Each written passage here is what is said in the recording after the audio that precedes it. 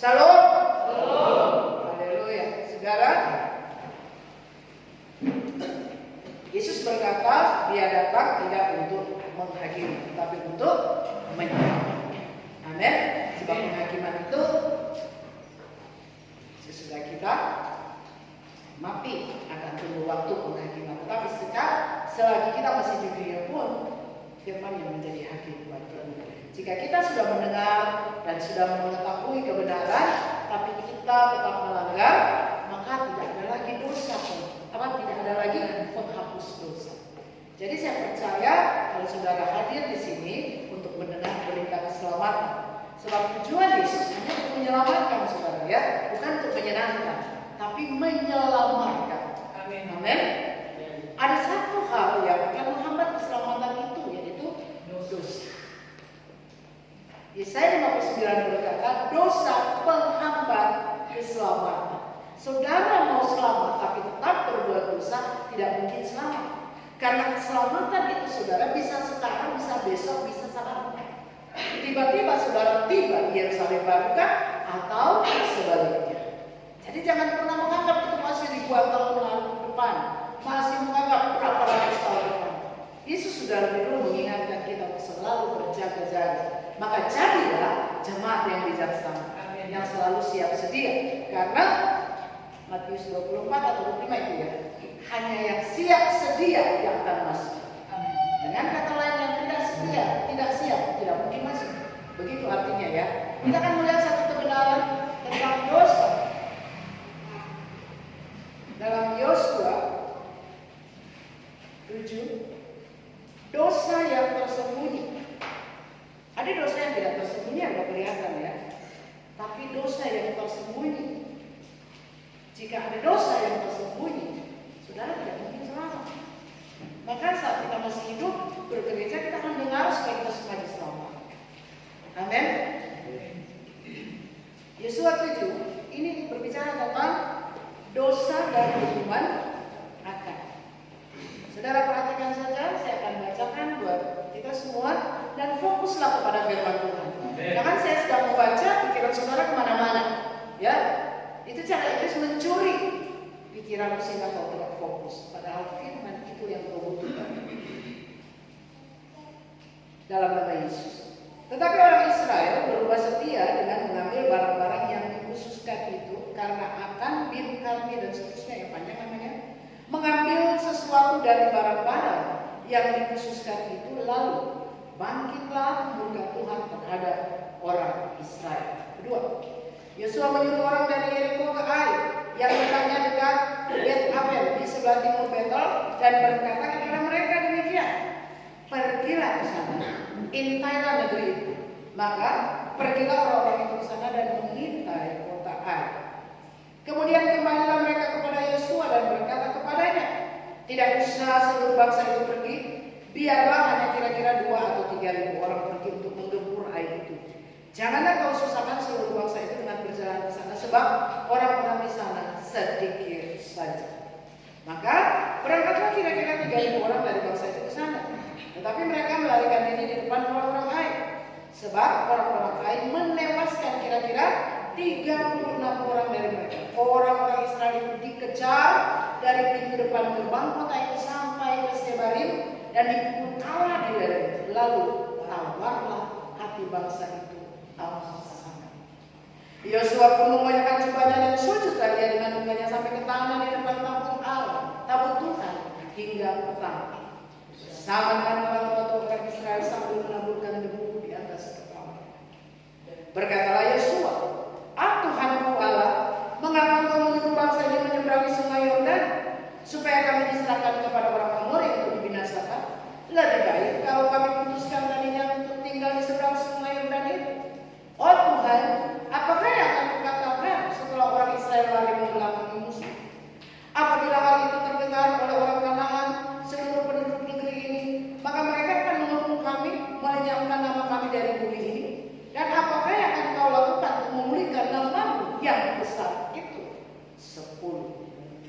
Sama-sama kita baca dengan 5, 10 dan 11. 2, 3. Lalu berfirmanlah Tuhan kepada Yosua, bangun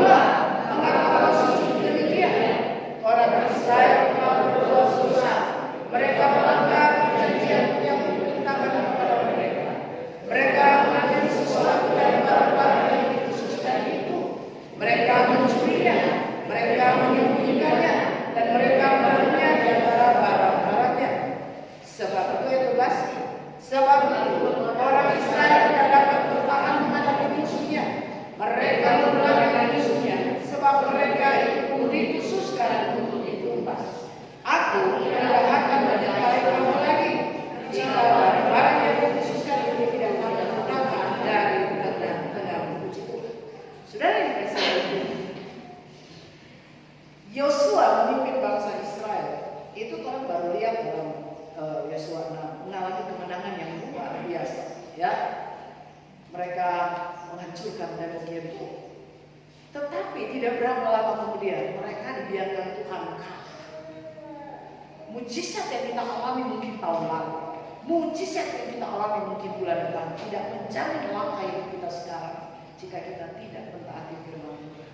Sudah, di dalam pembacaan ini perhatikan, orang Israel berubah setia dengan apa? Mengambil barang. Mereka tidak jatuh dalam dosa percabulan, itu dosa yang kelihatan ya. Tapi ini dosa yang tersembunyi, kita sedang berbicara dosa yang tersembunyi. Ya, kenapa? Karena pada waktu mereka akan memasuki Yeriko, Tuhan berkata kepada mereka. Ya, ayat kita mundur ya, Yosua 6, kita lihat ayat 18.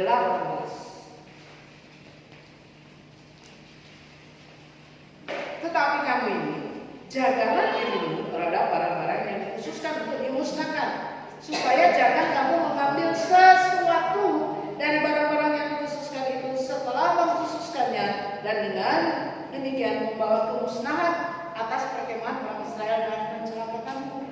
Apa yang dikhususkan itu? Perhatikan saudara. 19. Segala emas, perak, serta barang-barang tembaga dan musik adalah kudus bagi Tuhan. Semuanya akan dimasukkan ke dalam perbendaharaan.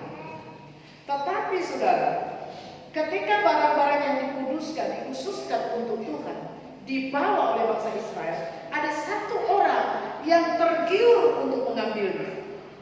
Dengan kata lain, dia melanggar firman Tuhan. Dia sembunyikan barang-barang itu, saudara. Nah, ini berbicara tentang dosa yang disembunyikan. Ya, saya ingat beberapa waktu yang lalu ketika satu kekasih Bapak bilang, ya, ada salung-salung Jerman sebenarnya dalam hati menyimpan sesuatu, itu dosa yang saudara simpan. Orang yang menyimpan dosa, makanya saudara ya, ada yang bilang begini, ini kan proses Tuhan. Kita harus selalu menguji hati kita. Apakah benar kalau proses Tuhan kita itu tulus, saudara, seperti Ayub diproses Tuhan karena dia tulus. Abraham diproses Tuhan karena dia tulus mengikut Tuhan. Tapi apakah yang mengalami ini proses Tuhan atau ada dosa yang saudara sembunyikan? Menyembunyikan rasa marah, menyembunyikan rasa sakit hati, menyembunyikan rasa tersinggung, itu dosa yang saudara sembunyikan. Karena kan Tuhan bilang apa? Buang semua. Maka orang-orang yang berbuat dosa di ayat 11, kata Tuhan kepada Yosua, orang Israel telah berbuat dosa, maka mereka mengalami kekalahan demi kekalahan. Saudara paham sampai di sini? Kenapa mungkin kehidupan kita mengalami kegagalan dan sebagainya? Karena engkau ada dosa yang kau sembunyikan. Bapak-bapak mungkin di kantor mulai tertarik dengan pegawai-pegawai ada di kantor sana. Semulai ada rasa suka, ada dosa yang saudara sembunyikan. Siapa yang tahu? Cuma pribadi sendiri dengan Tuhan. Pulang rumah seperti suami yang sangat mengasihi keluarga, padahal dalam hati mulai tertarik nih dengan satu perempuan ini. Ada dosa yang engkau sembunyikan.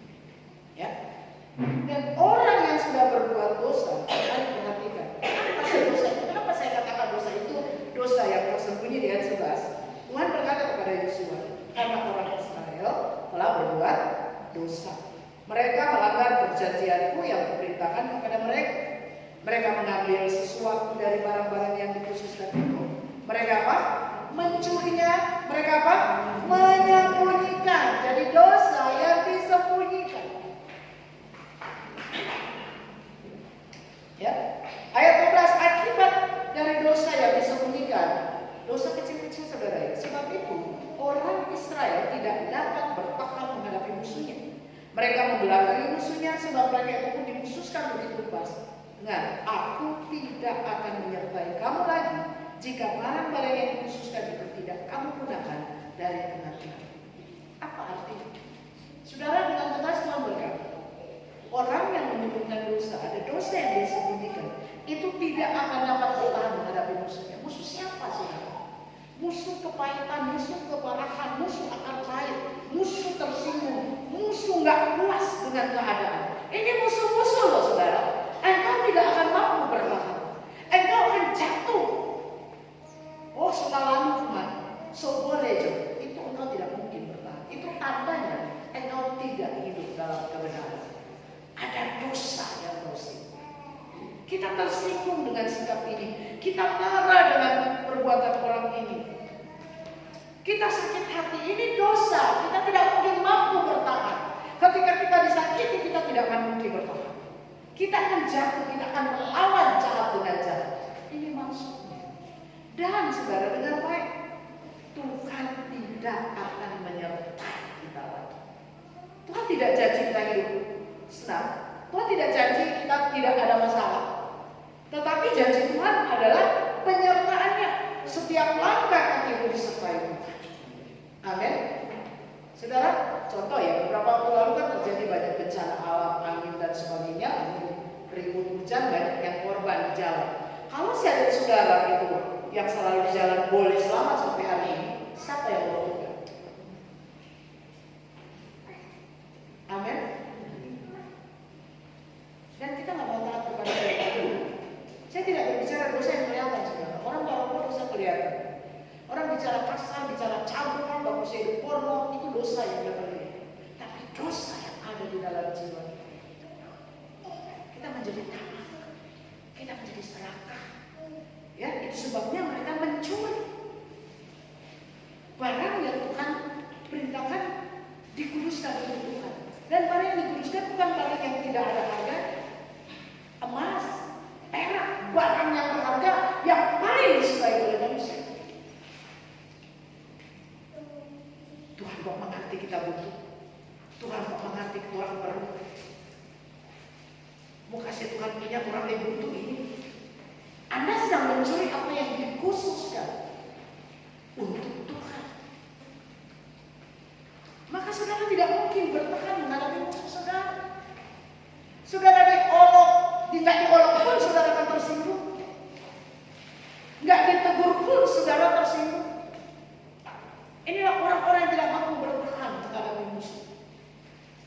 Saya tidak bicara musuh yang kelihatan saudara, tapi musuh yang bersembunyi. Apakah hidupku sekarang ini hidup berkenan kepada Tuhan? Jangan selalu bilang proses Tuhan. Ada satu dia sharing ya. Oh ini proses Tuhan, dan anak ini bodoh. Tidak mampu mengerti mana itu proses Tuhan, karena kan adik bodoh. Dia pelaki marah pada dia karena apa? So tak bingung dia dagang, jualan, masih pagi dia so COD kan? Belum memasak, belum cuci piring dan sebagainya. Pulang rumah ayah so mati, maka dipelaki mengambil. Berapa banyak untung di barang situ? Dia bilang untuk ini itu proses. Karena PBO mau proses. Ya. Kerja bereskan dulu. Ini salah satu pengertian yang salah. Sama seperti kita. Mungkin kita ya sobat itu untuk hidup yang penting ada saudara makan dan pakaian cukup. Loh itu bukan sesuai dengan pikiran, itu pikiran Tuhan. Dan bukan orang takar yang berpikir. Mungkin ada dosa yang saudara sembunyikan. Saudara ditegur tersinggung. Saudara ditegur nggak terima, tapi disimpan rapat-rapat. Baru mulai dengar firman, langsung keluar. Tuhan loh yang tahu hati saudara. Maka Yohanes 2, Yohanes 1 ya. Yohanes 1 Tuhan bilang apa? Kita lihat. Saudara mau selamatkan? Semua dosa ini harus saudara singkir. Sebab selagi saudara hidup di bumi, Yesus sendiri yang jamin engkau hidup di bumi seperti di surga. Siapa yang jamin? Maaf kalau ada dosa, kita merasa kita benar, sehingga ketika ada kubur nggak terima, senyum-senyum bisa bagaimana kesaksian dari seorang kekasih. Ya, Yohanes 1. Oh maaf, Yohanes 1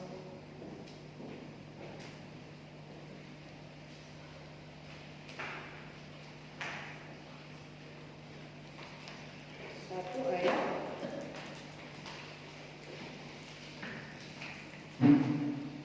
banyak yang mengikuti Yesus. Yohanes 1, Yohanes 2 ayat 20. 23 ya. Ayat 23. Sementara Yohanes 2 ayat 23, sementara ia di Yerusalem selama hari raya Paskah, perhatikan sini, banyak orang percaya dalam karena mereka telah melihat apa? Tanda-tanda. Tapi perhatikan respon atau reaksi Yesus. Percaya loh saudara. Mungkin ada ibadah karena percaya. 24. Tetapi Yesus sendiri tidak mempercayakan dirinya kepada mereka karena apa? Nah loh, so iko Yesus tapi tidak dipercayakan dirinya. Artinya firman. Jadi pada waktu dinasihati firman, tetap mengeraskan hati. Ya firman, suka firman ini bagi begitu ya. Dia nggak akan tunduk kepada firman. Yang dia mau firman itu mesti tunduk apa dia mau. Ini celaka orang-orang punya pikiran seperti ini. Seperti akan. Ya, iyo waktu Yosua kasih perintah jangan begini Yosua. Tapi pada waktu barang-barang itu di depan maka timbullah dia akan untuk berjuang. Apa yang terjadi? Apakah Tuhan tidak tahu? Yosua mungkin tidak tahu. Seluruh orang Israel tidak tahu. Siapa yang tahu? Hamba Tuhan tidak tahu, jemaat tidak tahu, tapi Tuhan tahu apa yang ada dalam hatimu hari ini. Sikap hatimu itu tidak dia tersebut. Maka kau tidak mungkin bertahan menghadapi musuh. Bukan karena kita berkata, lawan dia dengan imanmu yang teguh. Bagaimana engkau akan melawan dia dengan iman yang teguh kalau kau sendiri menyimpan sesuatu? Yang Tuhan bilang, buat. Ketika kita berdoa dalam Markus 11 itu ayat 25 kalau nggak salah. Sebelum kita berdoa itu ada perintah begini. Periksa dulu menghadapi hati. Kalau ada sesuatu jangan dulu pada berdoa. Anda harus berdamai, Anda harus bereskan. Karena Tuhan kan meja pos. Asal berdoa aja didengar. Asal Tuhan pun dia dengar. Tong perintah bukan. Halo jemaat Tuhan. Kita sedang menuju pada kedewasaan penuh. Dan tujuan iman kita apa? Keselamatan saja. Ini tujuan ilahi. Ini tujuan surga. Kita dibawa pada keselamatan. Bukan cuma perkumpulan raya. Kumpul-kumpul jemaat banyak bangga. Bukan. Tapi tujuan Tuhan bawa mereka sampai pada keselamatan. Tapi Alkitab jelas berkata dalam Yesaya 59, dosa yang menghambat keselamatan. Dosa yang membuat kita tidak bisa menikmati apa yang baik, kata Yesaya. Amin. Dosa apa? Mungkin Anda tidak kelihatan berdosa. Anda kelihatan baik-baik saja. Anda kelihatan orang yang nurut, tetapi di dalam, karena ini mencuri. Ya, apa yang Tuhan suruh buang? Kita nggak mau buang. Saudara, benar itu Tuhan. Orang yang mengikut Tuhan, saudara mau atau tidak, saudara harus hidup dalam teguran dari Tuhan. Amin. Itu harus. Kalau saudara tidak mau ditegur, saudara tidak hidup dalam Tuhan. Kenapa? Karena Yesus berkata, jika kamu kasihi, kamu apa? Jadi orang yang mengikut Tuhan, mau atau tidak, dia harus hidup di dalam teguran-teguran Tuhan. Maka Tuhan bilang, berbahagialah orang yang ditegur, bukan yang sebaliknya, tersinggung, marah. Tuhan boleh marah ya, tapi cepat sadar. Karena apa? Nanti ada api baru bulan-bulan dirudahkan. Betul? Api itu kan bicara panas, perkataan firman yang keras. Gak tahan bulan biruda. Sekarang sudah, Bapak ingin kita sadar, mungkin ada dosa yang kita sembunyikan, sehingga kita tidak mengalami penyertaan Tuhan. Kita boleh kelihatan baik sekali lagi ya. Kita sebagai gembala kita boleh bicara firman, tapi ingat nabi-nabi palsu pun bicara firman. Mereka menyamar menyerupai malaikat. Firman yang murni dan supaya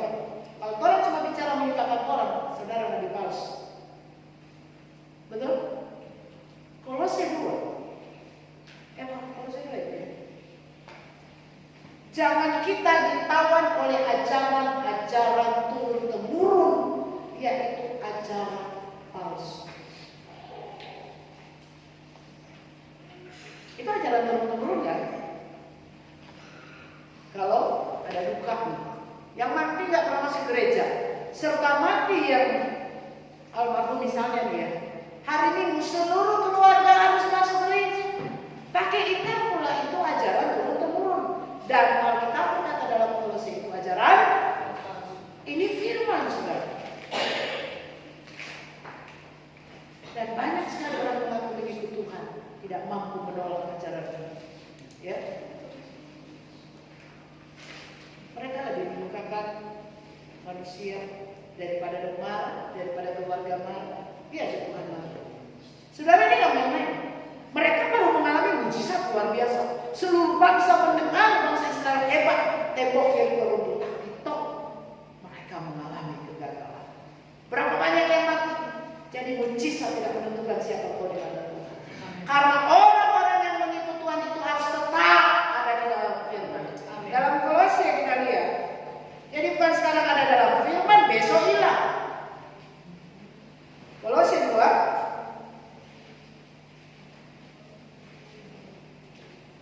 Hati-hati, ayat 6. Kita baca sama-sama. Kamu telah menerima Kristus Yesus Tuhan kita. Karena itu adalah bisa terima Yesus belum? Mesti tetap di dalam Yesus. Orang yang sudah di dalam Yesus tidak boleh berbuat dosa lagi. Orang yang berjumpa dengan Yesus tidak berbuat dosa lagi. Amin. Hendaklah kamu berakar di dalam Dia, dibangun di atas Dia, beramat teguh dalam iman yang telah diajarkan. Berarti ada pengajaran. Bukan pada diam di rumah, kurang dilihat di YouTube dan sebagainya. Harus ada pengajaran. Halo, 8. Hati-hati supaya jangan ada yang menawan kamu dengan apa? Filsafat yang kosong dan palsu menurut ajaran turun-temurun dan ya, tidak menurut Injil ini. Masalah-salah keluarga. Apa jodoh mau bilang? Segala tidak layak berjalan dengan Tuhan. Kita lebih condong hati kita mengikuti ajaran adat istiadat. Kapan kita akan dibenci orang karena kebenaran? Kita takut dibenci. Kita lebih takut dibenci manusia daripada dimurkai. Dan ini pembacaan kita, saudara. Bukan berarti bangsa Israel sebagai biji mata Tuhan. Ketika mereka tidak taat, Tuhan biarkan saja. Ada saksi. Apa yang terjadi? Orang Israel berubah setia dengan apa? Mengambil. Kata mengambil barang-barang berarti apa yang Tuhan larang jangan berani-berani. Amin. Jangan berani-berani. Apa kata firman Tuhan? Jangan iri hati, jangan cemburu, jangan panas hati, jangan apa lagi? Banyak. Tapi kita tetap maunya di sini. Tuhan bilang ini seperti kubur yang dilakukan buktiman di dalam penuh ketamatan, penuh keserakahan. Itu dosa-dosa yang tersembunyi.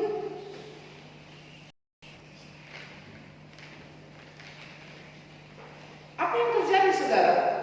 Mereka mengalami mujizat luar biasa. Ini jemaat Tuhan yang luar biasa. Tapi toh berani melanggar firman Tuhan. Apakah Tuhan berani coba tuh? Sulalali harus keluar dari Mesir, lewat laut Tiberau, baru keluar dari tembok Yeriko. Namanya dilarang Tuhan, kita berani langgar. Saudara sedang berhadapan dengan Tuhan. Saudara masih suka hal tersinggung? Masih suka sakit hati? Saudara tidak akan disertai. Ini Tuhan yang bilang Yesus, bertobat. Amin. Kita harus menyiapkan hidup kita, besok bisa kita tiba di Yerusalem baru atau sebaliknya. Karena nafas itu Tuhan beri. Kalau kita masih ada hari ini, ingat Yeremia 7 ayat 3. Perbaiki itu kalau Tuhan. Amin. Kita diberi nafas, kita diberi kehidupan ini untuk memperbaiki kelakuan. Ya Tuhan, kita masih suka tersinggung. Kita masih suka berkata kata-kata. Kenapa? Kata-kata kotor, kata-kata tidak pantas itu masih ada. Karena kita sering melanggar firman Tuhan.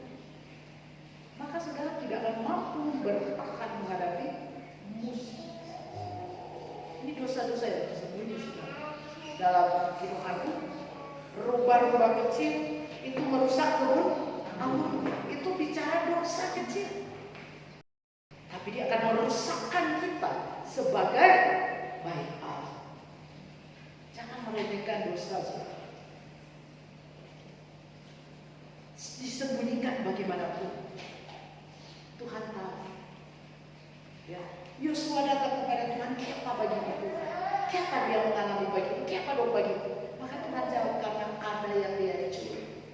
Karena dia menyimpan dosa. Dia sombong, tidak suka ditegur." Coba perhatikan Tuhan tegur kali ini. Kita nggak tanya-tanya ke orang, siapa bagi tanya ke Tuhan seperti Yosua. Siapa Tuhan? Siapa telah kalah Tuhan? Tuhan bilang, "Anak dengar." Ya, ayat 10. Lalu berfirmanlah Tuhan kepada Yosua, "Bangun. Mengapa mau sujud demikian?" Anak dengar Yosua. Dua orang suka berbuat dosa. Tuhan cuma bicara ke Yosua. Nah sekarang saudara, ketika misalnya Yosua tegur Pak Akar, dia mau tersinggung. Padahal memang betul dia ada. Banyak anak Tuhan betul tukang marah, betul tukang serta tegur tersinggung, lebih tambah tersinggung. Bukannya tobat, lebih tambah. Halo, jangan cemburu orang lebih kaya. Jangan cemburu orang yang akan jadi kaya. Itu sudah ada catatannya kan, ada firman. Nggak perlu. Jangan. Berarti kalau dilarang jangan cemburu, nggak boleh. Apapun alasannya nggak boleh. Saudara ada di depan rumah dari keluarga ibu saya di Jenengan. Itu orang kaya. Tapi karena cemburu berlebihan, jadi stres kan. Jadi gila. Itu ibu masih kadang mama nari di tengah jalan. Dia tahu semuanya. Tuhan hanya melihat orang yang tulus hati. Tuhan hanya melihat orang yang mau taat firman. Ya, kita lihat selanjutnya. Apa kata Tuhan? Ayat 13. Bangunlah, kuduskanlah bangsa itu, dan katakan, kuduskanlah dirimu Tuhan esok hari. Sebab demikianlah firman Tuhan Allah, hai orang Israel, ada barang ibadah yang dikhususkan di tengah-tengahmu. Kamu tidak akan dapat bertahan menghadapi musuhmu. Sebelum barang-barang yang dikhususkan itu kamu jauhkan dari tengah-tengah kamu.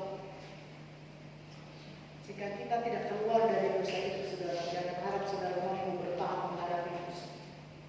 Saudara tidak akan mampu bertahan menghadapi masalah, tekanan, persoalan. Saudara tidak akan mungkin bertahan.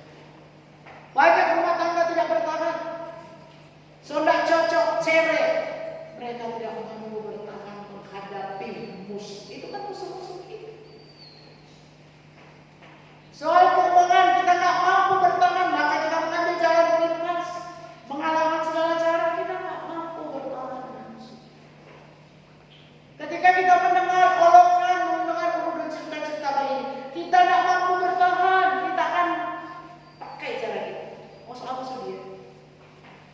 Tapi orang-orang yang telah taat akan berkata, ya kalau Tuhan izinkan, bilang bagiku, kata-katanya pagi, fitnah bagiku, itu bukan mampu berhadapan dengan musuh yang akan mengalami kemenangan. Inilah yang dimaksud oleh Yesus dalam kitab Matius. Barang siapa menang seperti aku menang. Menang dari berhadapan dengan musuh. Amin. Tapi kalau saudara menyimpan itu, saudara tidak mungkin menang. Tuhan bicara ke Yosua, Tuhan tidak bicara kepada Akan. Akan tuh nyantai-nyantai aja. Ada jemaah nyantai-nyantai aja. dalam dosa menyantai aja. Yosua nih yang bergumul kepada Tuhan. Dan apa yang terjadi? Tiba-tiba Tuhan bicara kepada Yosua. Ada yang aneh, ada yang menyembunyikan. Dan jika barang itu tidak dijauhkan dari tengah-tengah kamu, jangan harap kamu menang. Saudara, jangan meremehkan keadaan hari ini. Hari esok kita nggak tahu. Sekarang kita lihat beberapa pendeta kita mengakui keren, glamor, dan body. Bulan depan mau udah masuk stroke. Jangan meremehkan kesehatan yang Tuhan berikan. Kontrol abaikan semua firman Tuhan. Dia yang berkuasa mengatur hidupmu, bukan engkau. Engkau tidak punya kuasa mengatur hidupmu. Ya, atur begini, atur begitu. Tuhan yang mengatur. Setiap langkah kakimu diatur oleh Tuhan. Kita sudah punya rencana B, cadangannya C, tapi Tuhan bongkar semua agenda. Kapan mau tetap mengucap syukur? Orang yang mengenal Allah akan berkata, Tuhan aku tahu engkau turut bekerja dalam segala hal yang terbaik. Ini orang yang mengenal Allahnya. Mari orang yang mengenal Allah akan kacau. Dia akan berusaha cari jalan keluar bagaimana supaya masalahnya atau agendanya boleh itu terlaksana. Sekali lagi, Allah mengatur setiap langkah hidup. Firman yang kita dengar dan kita lakukan akan menjamin kita bahagia. Jika kita tidak hidup dalam firman, jangan harap kita bahagia. Orang yang selalu kalah ya, dia takut atau dia malu dia berdosa mendapatkan malu. Makanya lebih jatuh dalam dosa. Dia akan putar kata-kata begini. Jadi dosanya 1 jadi tambah 5. Ya, karena matanya begini dia berputar. Oh soalnya Pak begini begitu. Dosa yang saudara sembunyikan membuat saudara tidak mampu bertahan. Dan Tuhan berkata, aku tidak menyertai kamu. Loh, ini bukan orang yang tidak tahu Tuhan, saudara. Ini orang yang dalam pimpinan Musa. Ini orang yang ada di dalam gereja. Ini orang yang mengaku mengikuti Yesus. Ini orang yang sudah dibaptis dalam nama Yesus. Tapi tetap hidup dalam dosa. Jika saudara mengaku sudah di dalam Kristus, jangan berbuat dosa. Orang yang berjumpa dengan Yesus jangan main-main dengan dosa. Yesus berkata, jangan berbuat dosa lagi. Saudara, kita lihat satu kebenaran ya tentang perempuan yang berzina. Yohanes ya.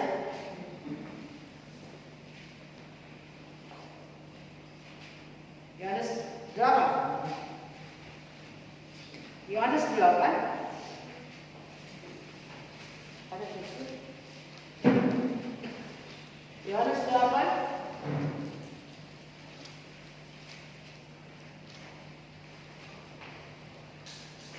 Baca saudara perhatikan. Tetapi Yesus pergi ke Bukit Zaitun.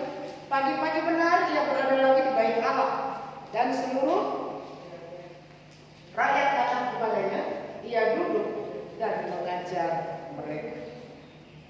Maka ahli Taurat orang-orang Farisi membawa kepadanya seorang perempuan yang kedapatan berbuat. Mereka menempatkan perempuan itu di tengah-tengah lalu berkata kepada Yesus, Rabi, perempuan ini tertangkap basah ketika sedang berbuat zina. Musa dalam hukum Taurat memerintahkan kita untuk melempari perempuan-perempuan yang demikian. Apakah pendapatmu tentang hal itu? Nah, mereka mengatakan hal itu untuk apa? Mencobai dia, supaya mereka memperoleh sesuatu untuk menyalahkan dia. Tetapi Yesus membungkuk, lalu menulis dengan jarinya di tangan. 7. Ketika mereka terus-menerus bertanya, dia pun bangkit berdiri, lalu berkata kepada mereka, barang siapa di antara kamu tidak berdosa, hendaklah ia yang pertama melemparkan batu kepada perempuan itu. Ya, ini yang kita terus. Lalu ia membungkuk pulang dan menulis di tanah. Setelah mendengar perkataan itu, pergilah mereka seorang demi seorang, mulai dari yang tertua sampai akhirnya ketika Yesus seorang diri dengan perempuan itu yang tetap di tempatnya. 10. Lalu Yesus bangkit berdiri dan berkata kepadanya, hai perempuan, di manakah mereka? Tidak adakah seorang yang menghukum engkau? Jawabnya, tidak ada Tuhan. Lalu apa kata Yesus? Aku pun tidak menghukum engkau. Pergilah dan jangan berbuat dosa lagi. Mulai dari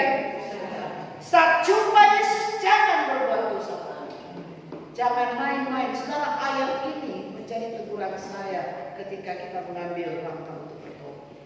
Tuhan sih ingat, jangan Nana berbuat dosa lagi. Ketika Nana berbuat dosa lagi 2 kali lebih dari yang pertama akan Nana alami. Jangan main-main dengan dosa, saudara. Karena upah dosa itu maut. Kita upah, kalau makan ini upahnya asam urat, kita makan ini upahnya darah tinggi, itu orang takut sekali mau makan. So bilang itu dosa upahnya maut, kita tuh gak takut. Betul gak? Gak usah makan itu asam urat, gak usah makan itu darah tinggi. Yang bikin sakit itu dosa. Mazmur 107, ada orang-orang menjadi sakit karena apa? Dosa. Dosa kecil-kecil kayak tadi menyembunyikan sesuatu. Dan hari aja kita ibadah, maaf di rumah satu hari handphone terus, video lah, pornografi lah, semua bebas kan? Alkitab gak dibaca, makanya mereka tidak bertahan menghadapi musuh masuk di tengah keluarga, musuh masuk di tengah masalah hidup, suami istri, anak-anak, nggak mampu bertahan, nggak mampu jadi kemuliaan Tuhan, nggak mampu Tuhan lihat, aduh ini keluarga yang memuliakan aku, enggak. Karena dosa yang ada di dalam, ya. Jangan, aku pun tidak menuntut engkau, pergilah dan jangan berbuat dosa lagi. Mulai saat dia berjumpa Yesus. Jangan hidup dalam dosa. Ada dosa yang tersembunyi. Saudara punya handphone di kamar tidur sendirian, tidak ada orang ganggu kan? Tapi siapa yang ngerti tahu? Kalau saudara buka handphone lihat berita gambar porno dan adegan mesum dan sebagainya, sekarang vulgar. Siapa yang mau melihat menjaga? Istri mungkin nggak tahu, suami nggak tahu, tapi Tuhan tahu. Seperti akan jagalah diri. Amin. Anak-anak kita nggak tahu, semua punya handphone. Biar nggak makan, yang penting punya data.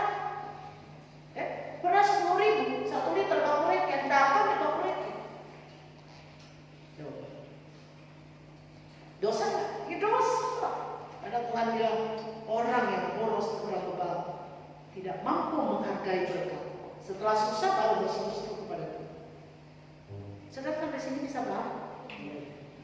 Orang yang sudah berjumpa dengan Tuhan, jangan main-main dengan dosa. Perempuan ini dia belum tahu tentang dosa. Pada waktu dia berjumpa dengan Tuhan, itu sebabnya Tuhan tidak membunuh dia. Tapi orang yang sudah dengar firman kata Ibrani, jangan main-main dengan dosa. Ngeri benar jika kita jatuh dalam tangan Tuhan. Jadi kalau saya bilang jangan berani bagi itu, jangan. Amin. Bahaya tuh pajak, kalau berani beli kendaraan, bahaya. Makanya harus ada dana simpan. Ini bayar pajak, ini bayar ini. Jangan datang kepada rumah malaikat. Serta di luar, Tuhan yang iblis ingat kaya. Iblis bilang, tapi pengikut, mari dia bekerja di rumahmu. Ingat Ayub kan? Tuhan, iblis.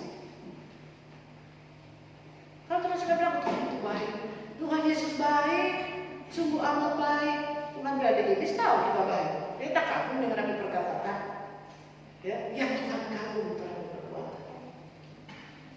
Amin. Dan Tuhan kagum kita mau memperbaiki hidup kita. Buang, cabut sampai ke akar-akar. Hidupmu kau tidak berkuasa atas hidup. Saudara pikir baik-baik. Orang tidak berkuasa atas hidup. Tuhan yang berkuasa. Dia bilang takutlah kepada Dia yang berkuasa membunuh roh, jiwa, tubuh. Kasus semua heboh ya, seluruh dunia heboh. Seorang artis Thailand, kaya raya, cantik. Apa dia sangka kalau dia teman-teman yang sudah bertahun-tahun berniat membunuh dia? Dia minta. Apa dia tahu dia akan mati pada hari itu? Dia tak tahu. Cara lagi dia, namanya artis cantik, jadi jangan bangga dia itu jasmani. Amin.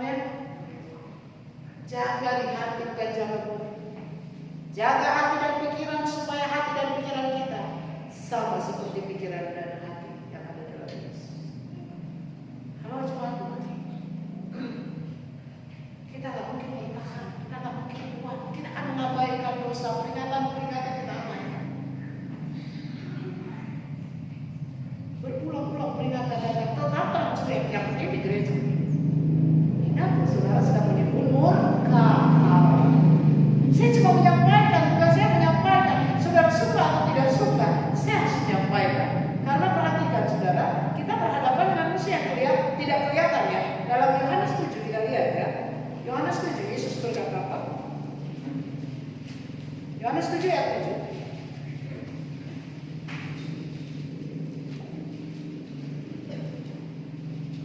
Mari kita baca sama-sama. Dunia tidak dapat membenci kamu, tetapi Dia membenci aku, sebab aku bersaksi tentang Dia bahwa pekerjaan-pekerjaannya mengerti. Yesus datang dengan firman-Nya, sebab hanya Tuhan yang tahu pekerjaan si jahat. Maka Dia bongkar semua. Jadi yang dibongkar itu pekerjaan iblis, bukan kitanya. Kalau kita mau disadarkan oleh firman, kita akan berbahagia, dilepaskan dari tawanan dosa. Selama kita nggak mau lepas, kita menjadi tawanan dosa. Kita bukan hamba kebenaran, kita hamba dosa. Tapi ngakunya sudah ketemu Yesus, ya. Ngakunya sudah ketemu Yesus. Di mana-mana mungkin orang lihat dia baik-baik, dia setia di gereja. Kalau kenapa selalu firman dia banyak mengkaji itu perbuatan. Ketika mereka melihat perbuatan dan kamu mulai bersaksi, di dalam ini tidak ada kali, cuma nanti ada api berbulan bulan itu keluar. Betul? Perkataan keras, teguran. Jika kita mengaku dalam Kristus, jangan cuma isi hari Minggu ini ibadah Tuhan tidak peduli. Buat apa orang hadir kalau orang tidak pernah bertobat, tetap hidup dalam dosa. 1 Yohanes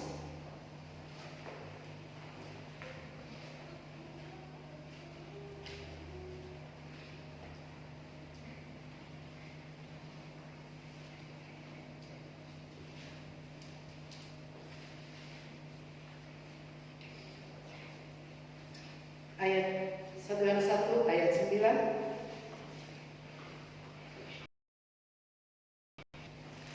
Jika kita mengaku dosa kita, maka Dia adalah setia dan adil, sehingga Dia akan mengampuni segala dosa kita dan menjadikan kita. Tapi sebaliknya ayat 8, jika kita berkata bahwa kita tidak berdosa, maka kebenaran tidak ada di dalam kita. Kenapa orang dia mau ditegur? Karena dia merasa dia tidak begitu, dia tidak berdosa. Padahal jelas-jelas salah. Tapi karena dia merasa dia tidak berdosa, dia tidak salah. Tapi orang yang mengaku dosa, Allah yang kita sembah dia setia dan adil. Dia akan mengampuni segala dosa kita, menyucikan kita dari dosa. Asal kita selalu dengan rendah hati Tuhan. Iya kita berdosa, kita sombong Tuhan. Kita mau orang-orang tahu tapi salah. Kita kan mau tampil sempurna di hadapan manusia, nggak pernah salah. Padahal firman tidak pakai for kepentingan sendiri. Iblis juga pakai firman, saudara. Ya, tetapi Alkitab dengan jelas berkata, Allah mengenal siapa kepunyaannya. Amin. Dia tahu siapa dia punya. Banyak yang mengikuti dia. Nah, dia tidak percaya berarti bukan dia punya. Bisa aja kita sekarang mengaku mengikuti Tuhan, tapi Yesus bilang bukan. Kamu bukan milikku. Ada banyak dosa yang kamu sembunyikan di dalam hati. Dosa-dosa yang kecil.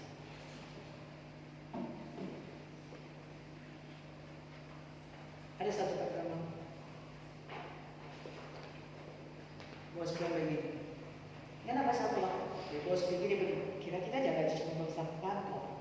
Itu sama nggak tadi? Dan Saudara, saya boleh lihat firman terkenal. Kesombongan awal dari saya nggak perlu lanjut, tapi ayat itu terjadi dalam sombong. Sebagai gembala menegur kami dalam kebenaran, dalam firman, dalam belajar ayat pada teguran. Wakil gembala, ketua pembala, ketua pembala menegur, ketua muslim menegur. Kita merasa kita lebih benar. Padahal yang kita bilang tidak ada kebenaran pada yang mau ditegur. Orang yang tidak mau ditegur itu tidak ada kebenaran. Maka Tuhan bilang tidak usah buang-buang untuk diterima babi. Kalau dia bukan babi, udah dia mau ditegur, dia mau dinasihati, itu berarti dia bukan kuat.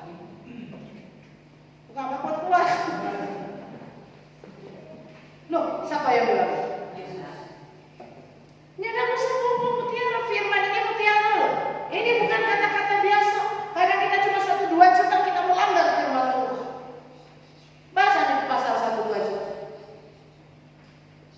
Kelar. Tapi ini kekal buat saya semua. Sampai anak cucu firman yang jauh bukan saudara-saudaraku. So kasih kau pekerjaan tuh anak dari sekolah kuliah. So kasih itu masa depan. Kita mau tanya. Ya enggak tuh. Tapi jika dia tahu Tuhan sudah jamin masa depan. Amin. Walaupun mungkin kelihatan belum dapat, maka mari selidiki hidup kita. Ada nggak kira-kira dosa yang kita sembunyikan? Ya, itu tukang kok tersinggung, tuh mau menang sendiri, mau paksa pikiran sendiri, harus jadi menurut apa pikiran. Kalau orang bijaksana kan begini, berarti kata ini cara Tuhan, maka aku mengucap syukur kepada Tuhan. Aku tahu kau bekerja segala mendatangkan kebaikan. Maka saudara kan mengalami sukacita. Berarti saudara ada di kerajaan Allah. Kalaupun saudara mengalami salah satu kesalahan atau salah pendapat tegur, aduh siap salah, selesai. Oh soalnya kok begini. Nah ada satu kekasih, kita mau minta tolong kepada dia. Dia angkat ujian pengumuman. Belum dipikir dia sebagainya. Oh minggu lalu kembalakan, tak hampir udah begini. Langsung muncul firman. Nggak ada kelas sama Petrus. Yesus sudah masuk ke dalam. Oh tadi malam kamu sudah masuk sebagainya begitu. Bang nggak ada. Hampir namanya jadi dia dari besok ini. Belum pikir banyak dulu. Pokoknya begitu. Orang yang bijaksana itu begitu. Amin. Petrus bilang susah tuh mana? Tidak ada. Kau sekarang mau masuk lagi. Mari begitu. Hasilnya apa? Allah melihat ketaatanmu. Perbiasaan tunggu itu badia. Ada nggak ada siap. Tuhan nilai ketaatanmu. Bukan nilai dulu yang basuh salahnya ada itu bukan jadi nilai. Anak ini bikin senang bagi kita dengan kenyamanan. Kita baru begitu minggu lalu kan? Oh ada Peggy Job. Langsung muncul ke firman maka ada bilang dan ada Peggy Job. Kali ada kata sadiki semua. Saudara, jika kita mengaku dosa, ia adalah setia. Tapi sebaliknya kalau orang bilang orang berdosa, orang penipu, kata firman Tuhan. Dan lihat ayat 8, kebenaran tidak ada yang menghakimi kita kan firman. Kalau firman tidak ada, kita mau apa? Oh kita yang benar, kita kemana benar?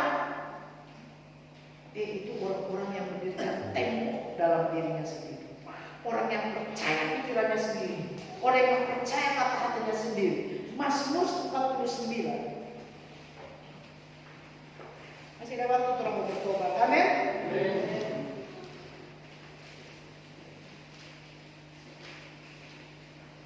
Mazmur 49 ayat 14.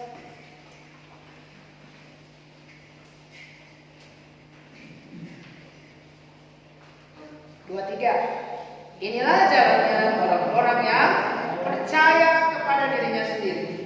Ajar orang-orang yang gemar akan berkata Seperti domba mereka meluncur ke dalam dunia orang mati, digembalakan oleh maut. Mereka berlangsung ke kubur, peralatan mereka hancur. Dunia orang mati menjadi tempat apa? Ini akhir dari orang-orang yang cuma suka berjalan dan percaya kepada dirinya sendiri. Orang-orang seperti ini cirinya begini. Ketika firman datang dia begini, iyo mar, biar ada firman maka mesti berhikmat. Iyo firman mar, sudah lalu dia. Tuhan bukan tahu sampai mana sampai batas kesabaran. Emang benar begini? 70 kali 7 kali 7, betul begitu ya? Engkau harus apa? Nah, Tuhan bilang aku sabar kepada kamu berapa tahun? 40 tahun. Dan dia tidak sabar dengan hal-hal kecil. Tidak ada orang yang hidup di dunia tanpa masalah. Ya, rupa iklan apa namanya? Pegadaian mengatasi masalah tanpa masalah. Tuhan gak janji kita gak punya masalah. Malah Tuhan bilang kemalangan benar-benar banyak, tapi Tuhanlah yang boleh. Amin. Jangan sekali-kali percaya kepada diri sendiri. Jangan sekali-kali percayakan perkataan kita sendiri. Kalau itu gak cocok firman, jangan. Cocokkan pikiranmu, cocokkan perkataanmu, cocok gak dengan firman. Kalau enggak, engkau mungkin jemaat, maka dikatakan di sini seperti domba. Tapi dia sedang menuju ke mana? Dunia orang. Dia digembalakan bukan oleh gembala aku, tapi digembalakan oleh apa? Dosa. Jadi orang-orang yang percaya kepada dirinya sendiri. Ketika firman ini datang dalam hatinya, dalam hati ini dosa tersembunyi. Dosa tersembunyi. Saudara yang translate sendiri pada berlangsung. Ketika firman datang, Alkitab sedang digenapi. Di gereja-gereja pun akan tampil pengejek-pengejek. Akhir zaman akan tampil pengejek-pengejek. Saudara, sedikit yang menemukan jalan Tuhan. Jadi yang berjuang untuk selamat cuma sedikit. Orang yang berjuang untuk selamat dia akan tunduk kepada firman. Tapi orang yang berjuang hanya untuk hidup senang di dunia akan mengabaikan firman Tuhan. Mereka yang percaya kepada dirinya sendiri akan perkataannya sendiri.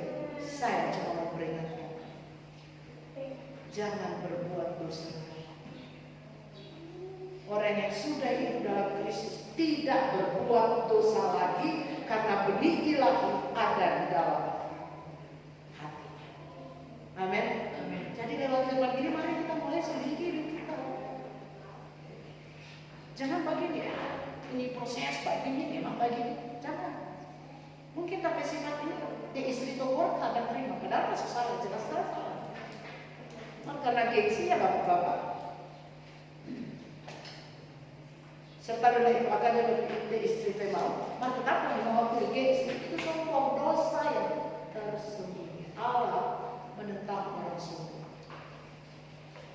Halo, maka jangan jadi sombong cuma Tuhan. Tidak ada yang sempurna di antara kita, cuma firman yang membuat kita sempurna. Maka kita nggak ada yang tidak luput dari dosa. Setiap hari mengaku dosa. Dia setia dan adil karena bukti. Mau berdalih banyak berdalih itu kalau kita bilang mulut dolar. Ini dosa yang disimpan dan Tuhan cuma bicara kepada Yosua, tidak bicara kepada semua orang Israel. Dan apa yang terjadi saudara? Kita lihat ayat 15. Ini perintah Tuhan ya, ayat 14. Besok pagi kita balik ke bacaan. Besok pagi kamu harus tampil ke muka suku demi suku dan suku yang ditunjuk oleh Tuhan harus tampil ke muka kaum demi kaum. Kaum yang ditunjuk oleh Tuhan harus tampil ke muka keluarga demi keluarga dan keluarga yang ditunjuk oleh Tuhan harus tampil ke muka seorang demi seorang. Sampai ada perintah ini. Dan Yosua harus lakukan. Mungkin ada yang malah tersinggung masa perlu ini, tapi itu perintah Tuhan. Ya, ayat 15. Dan siapa yang didapati menyimpan barang-barang yang dikhususkan itu akan dibakar dengan api. Ia dan segala sesuatu yang ada padanya, sebab ia telah melanggar perjanjian Tuhan dan berbuat noda di antara orang Israel. Ayat 16. besok pagi Yosua bikin apa yang Tuhan perintah. Maka akhirnya didapatilah ayat 18 siapa? Ketika disuruhnya keluar ke orang itu tampil terbuka seorang demi seorang, maka didapatilah siapa? Akan bin Karmi dan seterusnya dari suku Yehuda. Jadi tidak ada yang akan tersembunyi di hadapan Tuhan. Orang boleh berdalih kita sebagai hamba Tuhan, boleh untuk gembala, tapi tidak ada yang tersembunyi, ya. Tuduhan, fitnahan, tidak ada yang tersembunyi. Kalau memang itu betul akan terjadi, saudara akan lihat. Tapi kalau itu cuma fitnah, Tuhan yang akan membela. Karena senjata paling menakutkan dari setan itu fitnah. Ingat, Naaman difitnah oleh Tobia, pelayan Tuhan sendiri, tapi dia tetap berdiri teguh dengan Tuhan yang kata fitnahan itu bohong. Jadi tidak usah bela diri lah. Amin. Tuhan yang akan tampil sebagai pembela. Amin. Ya. Tidak apa? Akan. Ayat 19. Berkatalah Yosua kepada Akan, anakku, hormatilah Tuhan Allah Israel. Katakanlah kepada apa yang kau berbuat, jangan sembunyikan kepada. Akan bikin nak pada kau tahu orang Israel kan banyak, ya. Tidak tahuan. Tapi di dalam Tuhan sekali lagi kita berkata tidak ada yang tersembunyi. Amin. Ya. Cuma kalau sebagai manusia kadang-kadang masih pakai perasaan. Biar tertipu saudara. Ternyata begitu. Udah tahu aja. Itu urusannya nanti Tuhan. Jadi orang itu pikir orang yang tahu, padahal orang sudah tahu. Cuma baik itu dia bilang. Bikin lepas tanjung. Firman sudah datang kok mau bertobat, terserah dia. Kan kita menentunya cuma lewat firman, kan?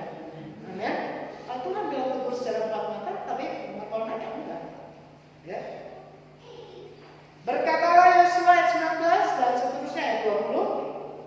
Lalu akan menjawab Yosua, dia mengaku benar, akulah yang berbuat dosa terhadap Tuhan Allah Israel, sebab beginilah perbuatan. Dia mengaku, saudara. Aku melihat di antara raja dalam itu jubah yang indah dan bagus-bagus soalnya. Maka timbul keinginanku, ambil semuanya itu, kusembunyikan di dalam kemahku, di dalam tanah. Itu perak itu dibawa sekarang. Dia sampai di bawah tanah, dia pikir Tuhan tidak tahu. Saudara, dosa apapun yang kau sembunyikan di dalam batin sekalipun, engkau akan baik atau sulit mengampuni orang, ya. Kau menyimpan dosa orang itu sehingga enggak bebas, saudara. Ada dosa yang kau sembunyikan. Engkau tidak akan pernah menang. Engkau tidak akan pernah bahagia. Sebab iblis sontong sadiki, iblis sontong sadiki tersinggung. Ya, iblis ini sadiki langsung tawar hati. Engkau tidak akan pernah menang. Apa yang terjadi? Ayat 22. Apakah Tuhan bilang di semangat ayat 22 sudah aja? Ya, 22. Lalu Yosua menyuruh orang semua pergi ke kemah itu dan sesungguhnya semua itu sembunyikan dalam kemah dan perak ada di bawah. Sekali lagi satu peringatan, saudara, apapun yang kau sembunyikan, serapi apapun, dibungkus dengan luar biasa, seorang akan tahu, tetap Tuhan akan menyatakan. Ya. Di 24. Kemudian Yosua beserta seluruh Israel mengambil Akan, anak-anaknya yang laki-laki, perempuan, ibu dan seterusnya, dan segala kepunyaannya. Lalu semuanya di mana? 25. Berkatalah Yosua, seperti kau mencelakakan kami, maka Tuhan akan mencelakakan engkau pada hari ini. Lalu seluruh orang Israel melontarkan diri dengan batu. Semuanya itu dibakar dengan api dan dibakar mati dengan batu. 26. Sesudah itu didirikan lagi atasnya suatu timbunan batu yang besar yang masih ada sampai sekarang. Lalu surutlah murka Tuhan yang bernyala-nyala itu. Oleh sebab itu nama tempat itu sampai sekarang disebutkan lembah. Jangan meremehkan Yesus. Jangan meremehkan firman Tuhan. Saudara pikir melanggar dikitnya apa-apa. Punya pakai pikiran bagi Tuhan mengerti kok tapi perasaan. Tuhan mengerti tapi keadaan. Ada ayatnya yang Tuhan tuntut baking tapi firman. Amin. Tapi Tuhan kita terlalu disakiti. Apa tapi perintah untuk kau disakiti? Doakan mereka, ampuni mereka, berkati mereka. Amin. Jangan coba-coba menyimpan dosa kecil. Mari kita sama-sama berjuang. Bukankah tujuan kita adalah keselamatan? Iman kita adalah keselamatan jiwa. Bukan beriman supaya sembuh, bukan beriman supaya dapat berkat, bukan beriman diberkati. Iman itu punya tujuan. 1 Petrus 1 ayat 9.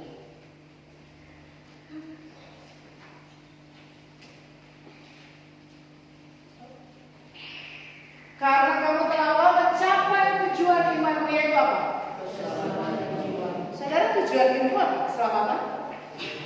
Atau cuma sekedar hidup, cari makan, cari uang untuk makan, untuk minum, untuk gaya, untuk jalan-jalan? Bukankah Alkitab berkata ini seperti binatang? Hidupnya cuma mencari makan untuk dibinasakan. Tapi saya dan saudara hidup untuk keselamatan. Kita sedang berjuang supaya kita selamat.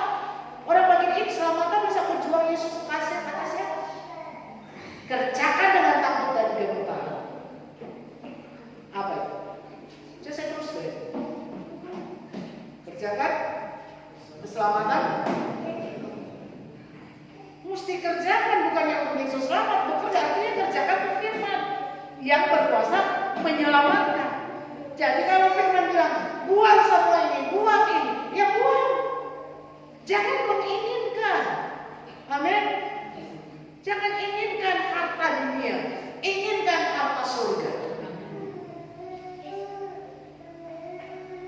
Apapun pekerjaan kita, itu nggak salah. Yakub kerja, Abraham pengusaha sukses, tapi hati mereka melekat kepada Tuhan.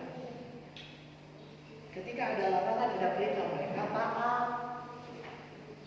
Maka bukan mereka makin miskin. Ya, jadi sekali lagi kunci di sini. Proses Tuhan itu bagi orang yang tulus hati. Tapi yang tidak tulus menyimpan dosa itu akibat dosa. Maka apa yang perlu kita lakukan? Akui itu dosa. Amin. Akui. Pokoknya kita lihat malu dapat tahu salah. Malu mau dapat tahu, kita sebelah begini lo kok tidak jadi, tidak kenal balik. Malu setia di gereja, iya. Dengan Tuhan itu Tuhan bilang tentang hati itu ada 4 macam, nggak bisa sama. Orang boleh jadi segini, tapi karena hati nggak semua sama. Cuma yang mengasihi Tuhan yang sanggup taati firman Tuhan. Maka yang dikenal Tuhan yang mengasihi Tuhan. Yang dikenal Tuhan bukan gembala sidang. Biar dia gembala, dia tidak menuruti firman. Biar dia gembala, dia tidak mengasihi Tuhan. Sebab Yesus berkata, yang mengasihi aku akan menuruti firman-Ku. Yang tidak menuruti firman-Ku tidak mengasihi aku. Maka saudara, kasih buat Allah. Apapun yang kau alami hari ini, itu bagian dari pembentukan Tuhan. Mari buang semua yang Tuhan larang. Buang. Mari kita lihat terakhir, Kolose. Kita buang semua.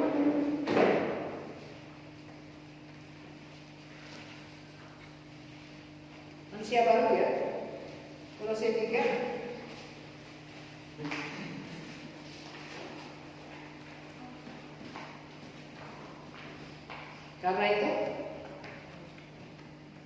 Karena itu matikanlah dalam segala sesuatu yang duniawi. Ayat 6 dibaca aja di rumah. Semuanya itu mendatangkan apa? Jadi tetap sama ya. Dari Yosua murka Allah sampai ke zaman Yesus itu murka Allah. Kenapa akan dimurkai? Karena keserakahan itu sama dengan penyembahan berhala. Mari kita serahkan tentang perkara surga. Jangan perkara ini. Amin. Berubah saudara.